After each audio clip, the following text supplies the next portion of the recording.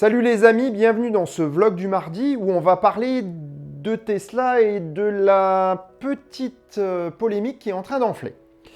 Mais ça, on va en parler tout à l'heure parce que je veux commencer le vlog par deux choses.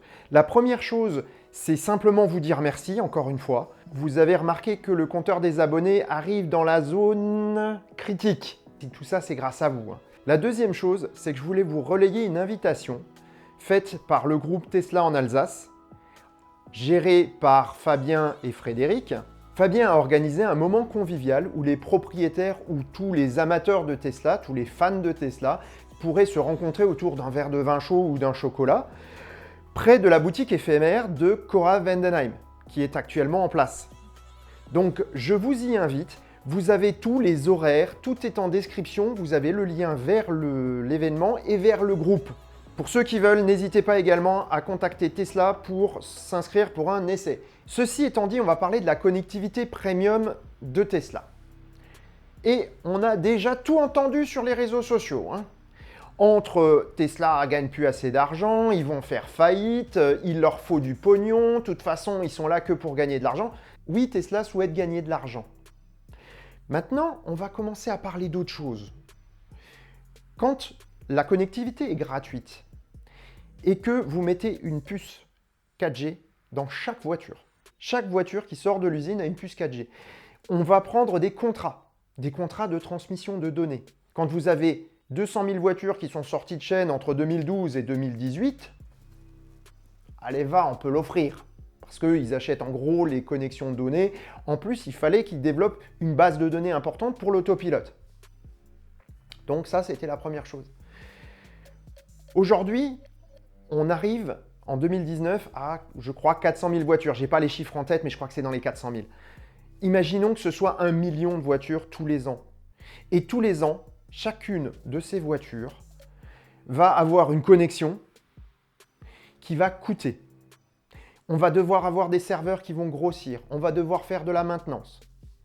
Tout ceci va coûter énormément d'argent et ça va coûter de plus en plus d'argent au fur et à mesure que la flotte augmente. Quand il y aura plusieurs millions de voitures, ça représente des sommes de données colossales, mais ça représente également et surtout des sommes d'argent colossales. Aujourd'hui, avec 10 $ par mois, chaque propriétaire donnera 120 $. Prenons un simple exemple. Imaginons que 200 000 clients sur les 400 000 prennent cette connectivité. Ceux-là, ils vont payer 120 $, donc ça fait 240 millions d'euros. 240 millions d'euros pour avoir une connexion mondiale avec une quantité de données phénoménale. Vous croyez vraiment que Tesla va faire fortune avec ça? Alors je vous laisse regarder les chiffres du chiffre d'affaires Tesla, c'est une petite goutte d'eau. Par contre, cet argent va permettre de continuer à renégocier des contrats de données, éventuellement d'investir dans Starlink. Éventuellement, cet argent-là va pouvoir servir à augmenter la vitesse de connexion, parce que combien d'entre vous se plaignent de la vitesse de connexion? Mais c'est lié aussi à la somme que vous êtes prêt à payer un fournisseur d'accès. Donc partant de ce principe-là, aujourd'hui, si Tesla fait payer 10 $, eh ben, je dis que c'est normal. Et je dis qu'il ne l'a pas fait au départ, eh ben, c'était tout à son honneur, parce que Tesla a développé, alors le prix des voitures n'était pas le même. Aujourd'hui, on diminue le prix des voitures, on diminue la marge sur les voitures, mais d'un autre côté, il y a des services comme les superchargeurs ou comme la connectivité premium qui seront payantes. Et celui qui ne le veut pas, eh ben, il ne le prend pas. Il n'est pas obligé. Mais en tout cas, moi, une chose est sûre, je l'ai sur la Model S, sachant qu'elle est d'avant 2018, donc je vais la garder. Si j'avais pas eu le premium, eh ben, je l'aurais acheté, j'aurais payé 10 $ par mois. Je paye aussi 10 $ pour Spotify ou pour d'autres choses. Donc, on ne va pas se leurrer, ce n'est pas 10 $ par mois qui vont changer la face du monde, mais pour Tesla, c'est important. Dernier point, comme toutes les semaines, je vais vous recommander quelqu'un.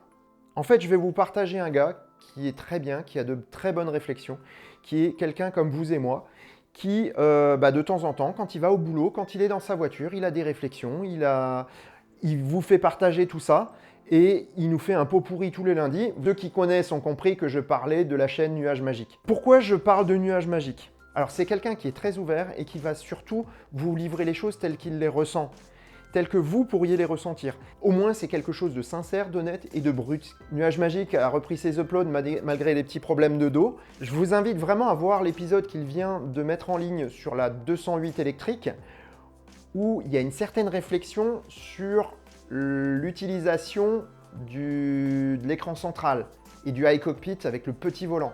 Et vous verrez que finalement, autant la Model 3 ou le Cybertruck maintenant paraissent très décalés par rapport à tout le monde, n'empêche que c'est quand même les seuls à être hyper pratiques et à ne pas avoir de défaut d'ergonomie. Donc ça, je vous laisse regarder, je vous mets les liens en description et dans les fiches. Je prends le pari, hein. Je vous dis que c'est là. Bon, ben on verra bien. Petit spoil pour vendredi, on va parler de Tesla, mais pas ce que vous croyez, et de la manière d'alimenter gratuitement sa voiture en électricité. Ou presque. Voilà, c'est tout pour aujourd'hui. Je vous dis à bientôt pour les prochains épisodes de The Choucroute Garage. Et merci encore pour les partages, merci pour les abonnements, les pouces bleus, les commentaires. C'est vraiment super ce que vous faites et on apprécie énormément ici. Faites bonne route, soyez prudents et je vous dis ciao!